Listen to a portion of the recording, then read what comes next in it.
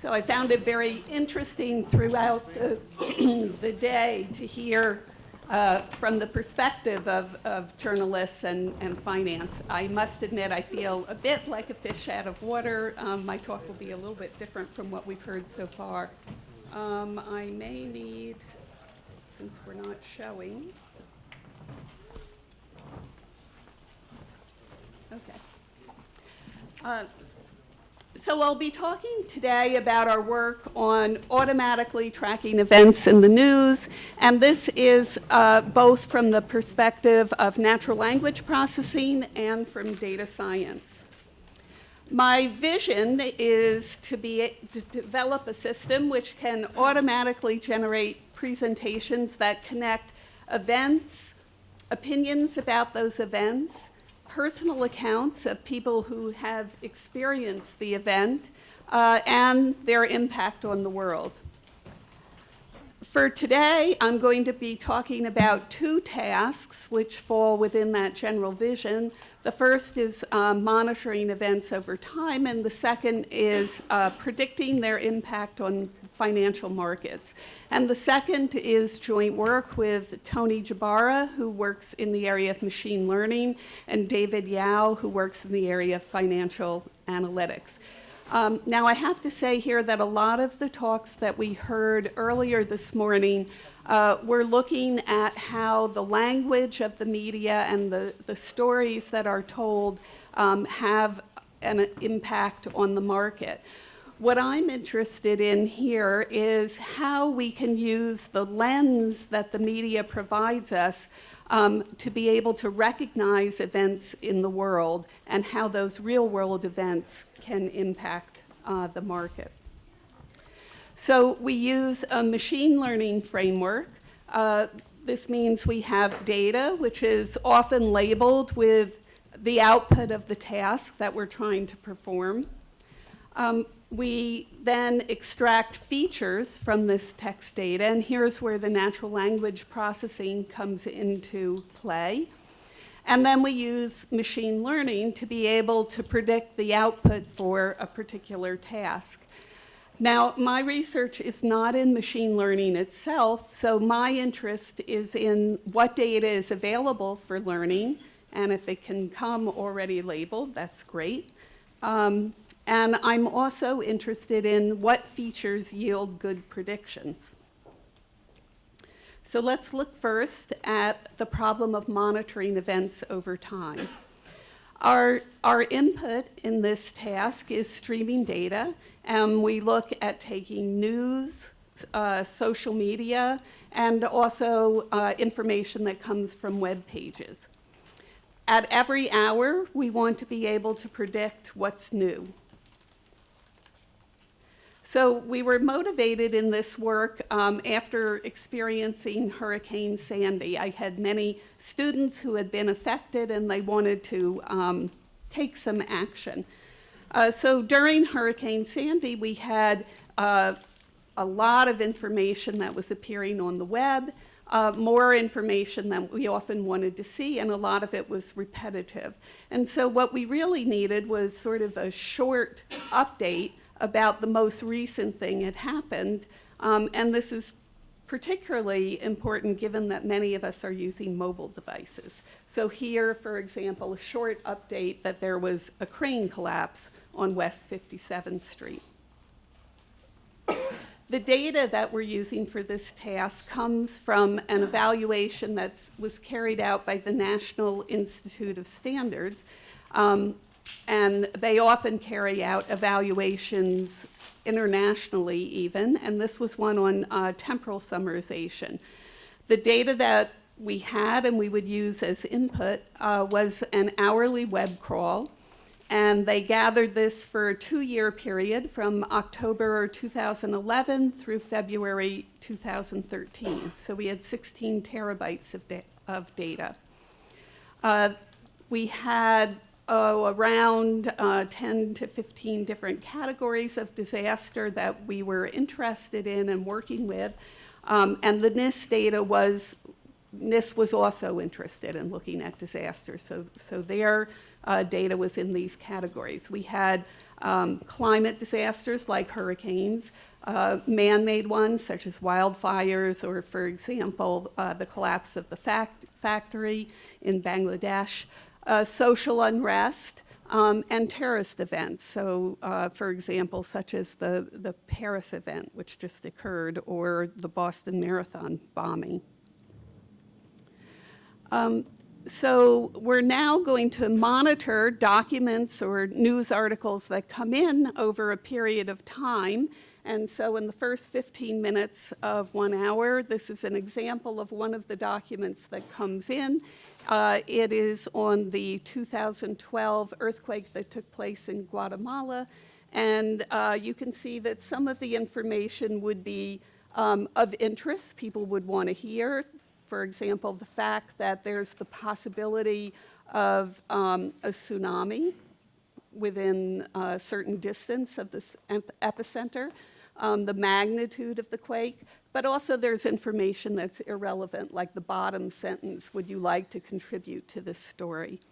And as we go on through the hour, we get more documents in. Some of them repeat, some of them provide new information, some is relevant, and some is quite irrelevant. Like here, the last one, we have a number of different stories that are being presented.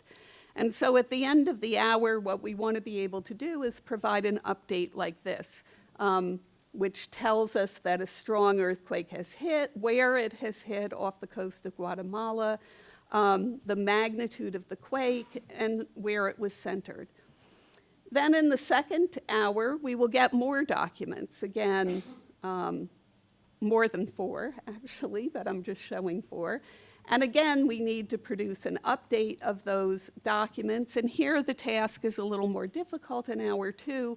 Not only do we want important and salient information that people want to hear, but we do not want repetitions of what we had in hour 1. And this is actually a hard task, much harder than summarization, because there are many things that are different as we move ahead in time. And the question is, how do we determine what are the important pieces that we want to present? So I'm going to give you an overview of the algorithm. We use a temporal summarization approach. It operates at each time slice, so at each hour. The first step is to predict which input sentences are salient, which ones are important enough to include in the output. And as I said, we're going to be using features for machine learning, which tell us what is important. And we've made use of some disaster-specific features for predicting salient. The next step will be to remove redundant sentences, those that were repeated in previous time slices. We'll still have a lot of information left, so we cluster the remaining sentences. Each cluster should represent one kind of information, and from a cluster we select what we call an exemplar sentence. And we're using a particular kind of clustering called AP clustering, which allows us to incorporate the salience prediction as a prior. As training data, we use similar documents from Wikipedia. We noted that if we have the edit history of Wikipedia, we can see what updates were made to the Wikipedia pages over time, and this can give us a proxy for how updates ought to be made. So turning first to predicting salience, this is a supervised machine learning task, and so we'll make use of our training data, and the important thing that we want to focus on is what features can we use. And we start off with some very basic sentence level. These are surface features that are very easy to compute: sentence length, punctuation count, etc. And we might ask, why are these features helpful? Why is the number of capital words important? We can imagine that capital words could signal the name of a place, the name of an organization or person, or so forth. So we might think that if we have more capitalized words, a sentence would be more important. If we look at 3 sentences, the first is high salience. It's very relevant to this earthquake. The second, medium salience. If we have space, we would include it. And the last, low salience, the kind of thing that we want to weed out.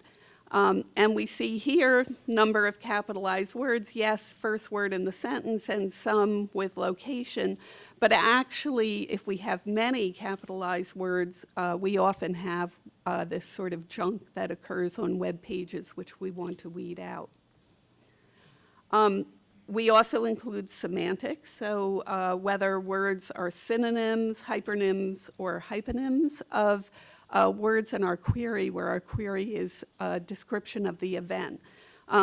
So not every sentence is going to refer to the earthquake in Guatemala, and thus we often may want to look at words that are similar in meaning in some way. So for example, a hypernym, where we have disaster, a more general word than earthquake, would allow us to know that we should weight this sentence more highly. This would be an important sentence to include.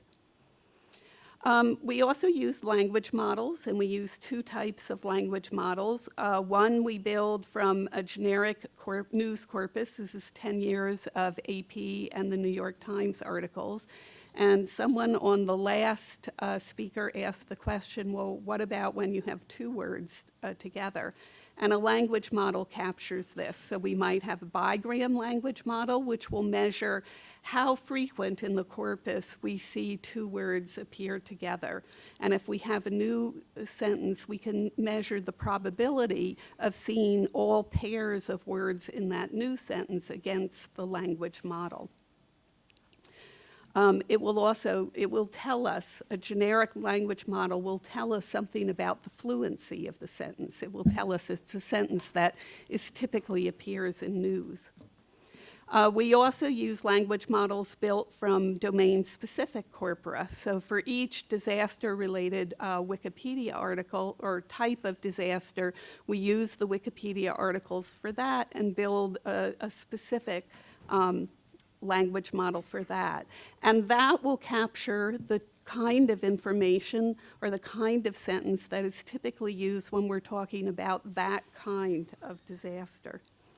So if we look at our generic news corpus, where we can score the sentences according to their probability by the language model, the high salience and medium salience sentences would receive a high score. They're fluent, they're grammatical.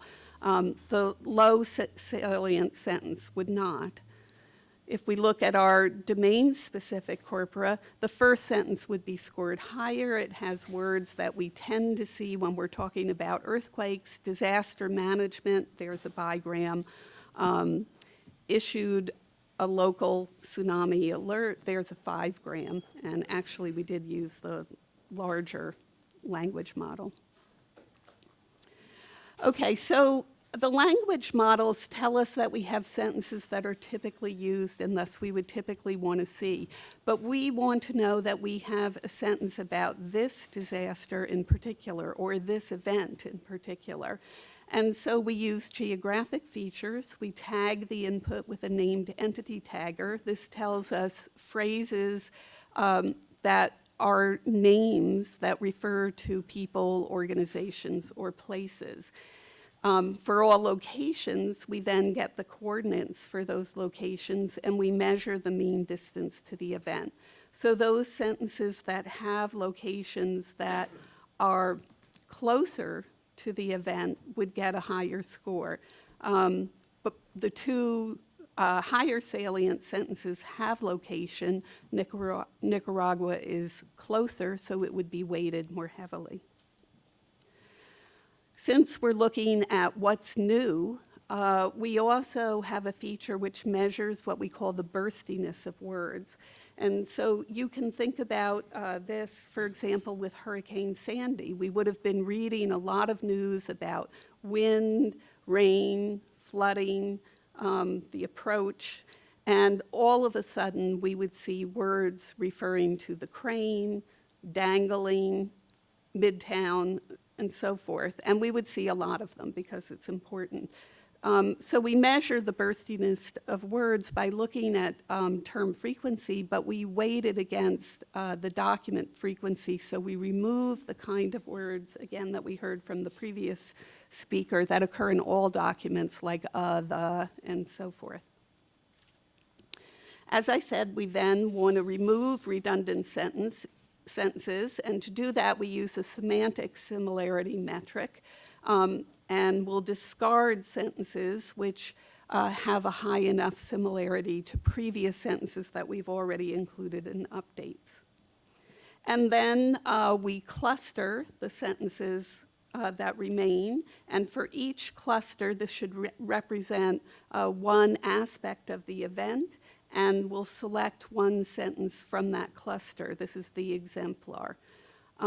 So the algorithm that we use assigns each data point to an exemplar data point, and these are data points that best represent the cluster, and the exemplar is selected on the basis of two things: similarity to all other sentences in the cluster, so that way we choose a sentence which is most representative of the cluster, and we can also weight in preference. So this is a value that gives some a priori reason to select this sentence, and here we use salience. So a priori, we want to include salient sentences if we have a choice. And so we can imagine each of these points are our sentences. They're placed together by distance on similarity. They would be connected in that way, and from each one of them, we will select our example.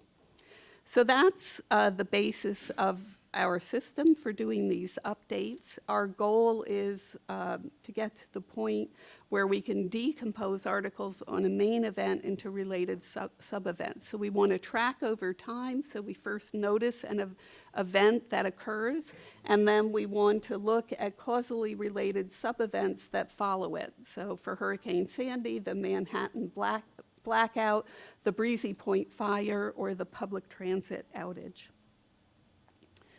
So how well do we do?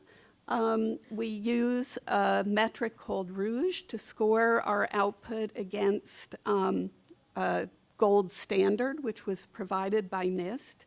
Rouge measures two aspects, what are called precision, or how accurate the sentences are that we retrieve in comparison to the gold standard, and recall, which is of all the sentences that occur in the gold standard, how many of them did we get?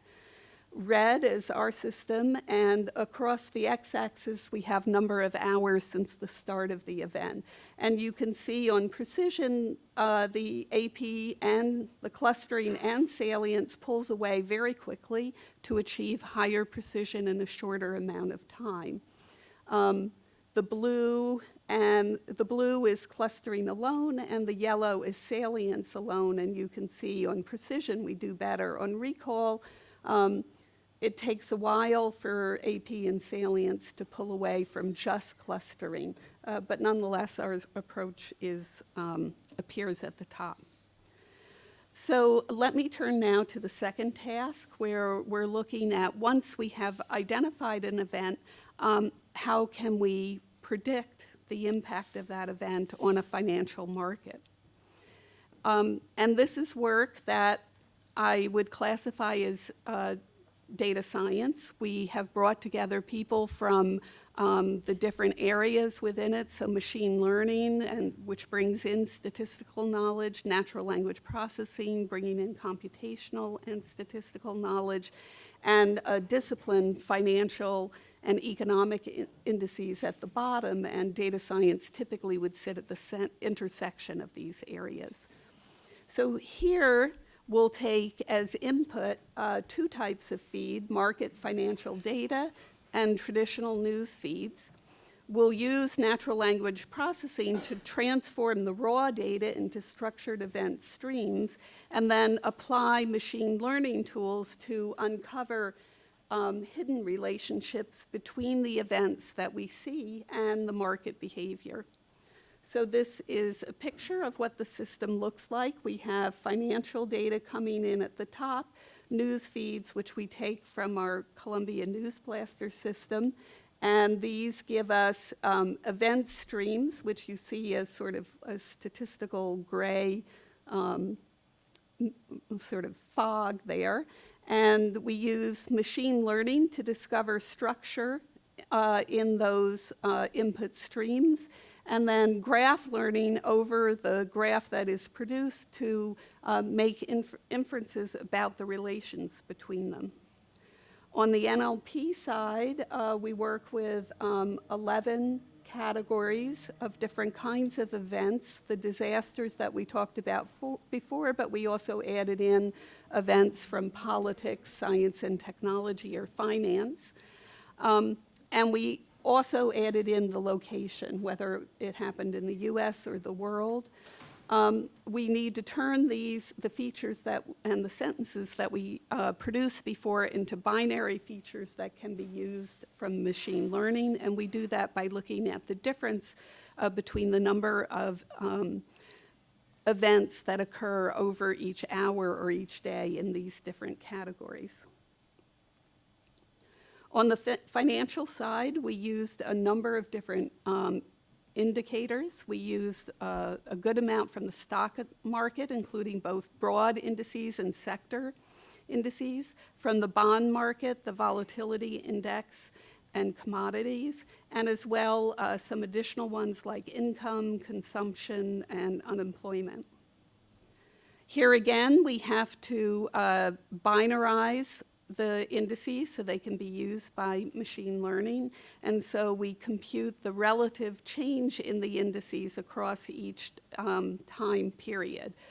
So we compute the percentage change for all except the indices that were already in percentage change, and then the first order difference, for example, employment ratios divided by rates. And then for some of the indices, we maintain the original value as well. We then discretize them, so we divide the area under the curve into 10 equal areas, each of which contains the same number. Okay, from the machine learning side, to learn the structures, we assume that we have training data from a period of time where we can relate events that occurred with the financial indices that we have for that same time period. So we took training data over a 5-year period from News Blaster data, and to learn the structures, we draw samples from our training data. From these, we will build graphs which represent the structure, the relationship between the events and the indices, and we also learn the direction and the sort of the weight of each one of these arcs. This shows it in an abstract form. This is an example drawn from some of our early outputs, so it's just a very small portion of the graph, where you can see an interaction between science and technology events and indices like the Russell 2000 volatility or the Dow volatility, and interactions between economic disasters and the Dow volatility and the S&P 100 volatility. So we want to measure how well we do, and so we compare our results. Ours is the one on the right, and this measures the log likelihood, so smaller is better. And we compared ours against other models, naive, Bayes, which is just sort of like the bag of words that we talked about earlier, tree structured and deed tree structured, as opposed to graph structured. And we show that we can predict the relation between the event and market impact with significantly higher test likelihood for a number of held out test days. So the impact here is that we've been able to learn from past events to predict the impact of new events on financial markets. We're able to identify new events as they occur in news feeds and track them. And our use of graph modeling allows us to identify structural relationships between the detective events and financial events. So, thank you.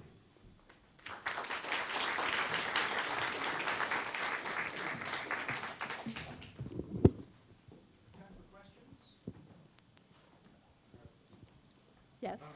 You mentioned that you had 12, or you have multiple categories of events, like, I mean, natural disasters are clearly bad, but then you have entertainment and sports and finance. Like, how within those, how do you classify a finance event as being a good event or a bad event? We don't classify it. But how do you, I mean, within finance events, okay. there could be some events that are good for markets, other events that are bad for markets. Like, so just because it's a finance event, how do you know that it will have the same directionality of effect? Yeah, so it won't have the same directionality. We look, so in the first half of the talk, I talked about identifying individual events as they come in, sort of streaming news. And that's, where we want to go to so that we can look at among within the general category of finance, what subcategories would have an impact on the financial indices. But the impact doesn't mean always, the impact will just mean it somehow causes a financial limit, so it's always in the same direction. Well, we look, so for particular types of events, we would look at direction that it causes it to move. Supplement in finance that always causes markets to fall. Or another supplement that always causes to go on. Those kinds of things. yes, although we want to get to the point where we have more characteristics about what the financial, so that we go more towards the individual type of events that occurred in the first, that I talked about in the first part of the talk. So that you could look at, for example, in 2009, we had a particular kind of financial event, and we could categorize that, as a subtype of the financial event. Yeah. So, Kathy, when you were doing the second part, especially on the forecast using machine learning algorithm, how do you treat the time series? Because you were using time series, but the machine learning algorithms tend to be more cross-sectional. You show us a graph with different structures, so probably, I suppose they may have to do the time difference. He did make use of time series, yes, over the graphs as they changed over time. So it was like a dynamic cross-validation. We were looking at the past, evaluating the future, and then moving forward. Let's see, I'm not the machine learning expert, but I think what happened was, so we had 5 years worth of news with the associated, each summary and newsletter was associated with certain financial indices, and we divided that into time periods, and we used the held out data for the, yeah.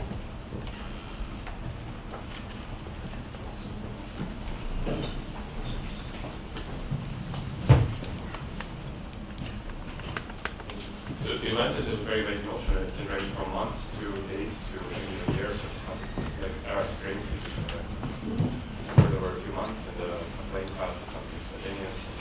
The invention of the internet. In years, how do you define an event? Yeah, that's always a good question. You can also look at it as very granular, like the kind of thing that occurs in the sentence of a particular scale. We're looking at sort of large-scale events that can have sub-events, and not so much an instantaneous event, although instantaneous events have, like a plane crash, have follow-on sub-events. So, sort of the whole thing put together. Right now, we're tracking over periods of days to months, and I don't know that we have an example of one that goes as long as a year. We probably would not look at that length of time. So does an event have to appear in a headline? So it's like a short snippet of text? No, it doesn't have to appear in a headline. So we'll look for, this idea of clustering. We'll look for a number of articles that come in and are essentially clustered around a topic, and that's how we'll track them over time. the question, I'm trying to think about the difference between prediction and correlation. So, for example, if a disaster occurs on the weekend and the market opens down on Monday morning, so therefore that sounds like correlation, but it could be deemed prediction depending on how you measure that. Yeah, so we did have a number of discussions about that you did, we want to avoid that kind of correlation. And so, we have to look at somewhat at balancing our data so that we're not always looking at cases where we have spikes. We definitely want to take care of that particular case where, when the stock market opens, we have a change that's built up over the weekend. Yeah.